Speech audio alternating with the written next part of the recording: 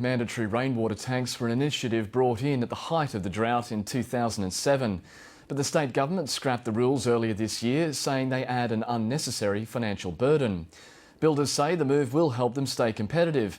The rainwater tank industry says despite flooding rain on the east coast this summer, the lessons of the drought shouldn't be forgotten. Kieran McKechnie reports. We do not have time to muck about. We don't have time for political games or anything else. We have to get on with it. The dam levels will reach 20%. We will have to be making further contingency plans because the worst on record is about to be superseded. After the massive drenchings Queensland has copped over the past 3 years, it's almost hard to remember the strict water restrictions adopted in the southeast as part of the daily routine just a few years ago. 4-minute showers, showering with a bucket to water the garden, and a ban on washing your car were all just par for the course as authorities braced for the very real possibility of Wivenhoe Dam running out of water.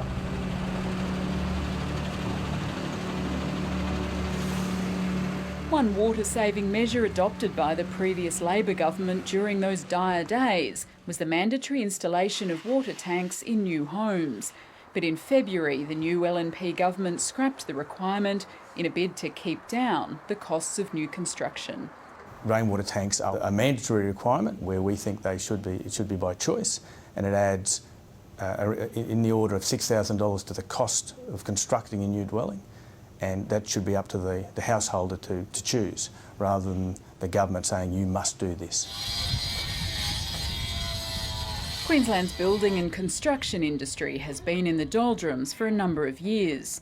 To make new homes more affordable, master builders lobbied hard to scrap the mandatory water tank requirement.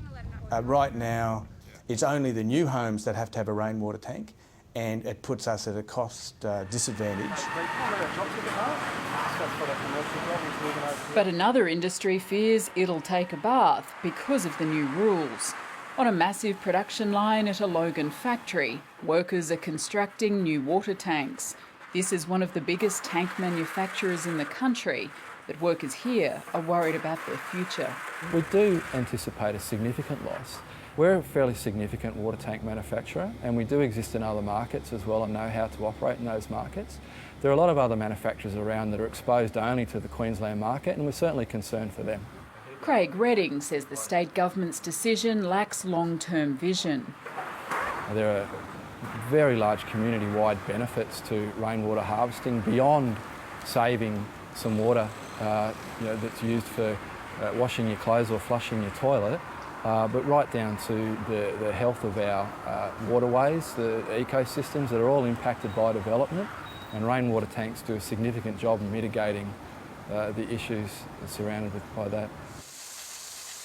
The government estimates the cost of installing a new water tank is about $5,000, but the Rainwater Harvesting Association, which represents tank manufacturers, puts the figure closer to $3,000, and it believes homeowners can recoup that outlay in about 10 years through reduced water bills. Water bills in the future of Queensland residents and the cost of managing water will continue to increase, and we miss out on substantial opportunities to make Queensland far more sustainable and more affordable in the longer term. Peter Coombs is a nationally renowned environmental consultant commissioned by the Rainwater Harvesting Association to write a submission to the Newman Government on the benefit of water tanks. He insists the decision to scrap mandatory tanks will cost all Queenslanders more in the long term. Building household water efficiency actually reduces the cost of operating our state-owned water systems, reduces the need to build more infrastructure, and it actually reduces the cost pressures on providing water and sewage services. The industry has lost its battle with the state government and is now trying to convince local councils to mandate water tanks in new homes. So far none have, although a handful, particularly in the southeast, are believed to be seriously considering it. We have no problem if councils want to put a case, but it's got to be an economic case. So it's not just a matter of them saying we want to opt in and require these tanks. They need to prove that in their local government area that the the benefits outweigh the costs. But our view is that that will be difficult to prove. But the industry is counting on memories of many a long dry summer. Queenslanders won't have to think back too far to remember the drought and remember the severe water restrictions. But we think the Queenslanders are quite water wise and certainly understand the benefits of rainwater tanks. And Toowoomba Regional Council has decided it will pursue mandatory rainwater tanks and water-saving devices.